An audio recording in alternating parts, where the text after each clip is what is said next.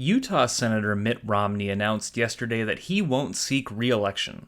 Frankly, it's time for a new generation of leaders. Despite leading in early primary polls and receiving the endorsement of Minority Leader Mitch McConnell, Romney actually had a net -1 approval rating among Utah voters. And recent polling showed that a majority of voters didn't want him to run again. It's all a bit of a shock considering he's a Republican representing a deep red state. The race is now wide open, and there are many contenders to win Romney's seat in 2024. Who has the best chance? Let's discuss. The only declared candidate in the race is Riverton Mayor Trent Staggs. Staggs was a member of the Riverton City Council from 2014 to 2018 before being elected mayor. His tenure as mayor earned him the award of Best Mayor in Utah, which was given to him by Best of State, but I'm not sure how legitimate this award actually is, as it generated zero press for Staggs. Another strong candidate in this race is Brad Wilson, Speaker of the Utah House of Representatives.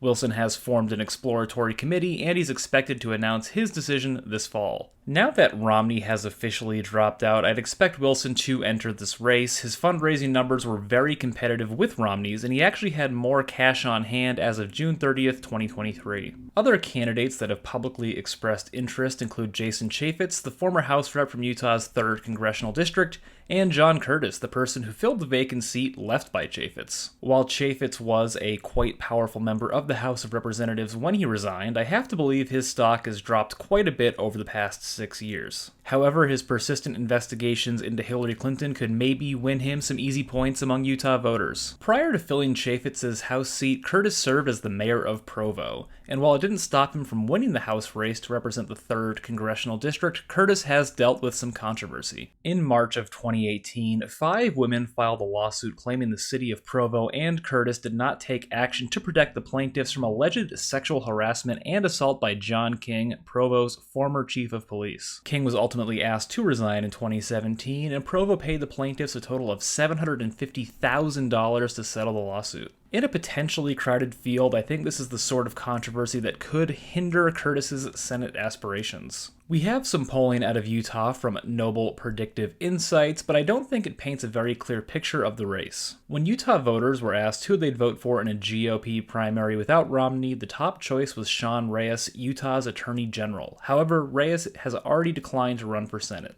Current Lieutenant Governor Deidre Henderson, who has not expressed interest in running, received 8% of the vote, while Brad Wilson and State Senator Mike Kennedy, another person who hasn't even expressed interest in running, both received 7% of the vote. 55% of survey respondents were undecided, and that number is certainly higher since Sean Reyes isn't running. Needless to say, this race is wide open, though I'd currently give the edge to Brad Wilson since he has 10 times more cash on hand than Trent Staggs. But of course, there is one big wild card, Donald Trump. If Trump endorses a candidate in this race, they'll almost certainly win. Trump-backed candidates won Republican primaries across the country in 2022, and while they didn't perform particularly well, there's no real threat of a Democratic candidate winning the Senate seat in Utah. In fact, 0 Democrats have even declared their candidacy for this race. Who do you think will win the Utah Senate race? Let me know in the comments section down below. Then check out my next video to see how many Senate seats the GOP could realistically win in 2024.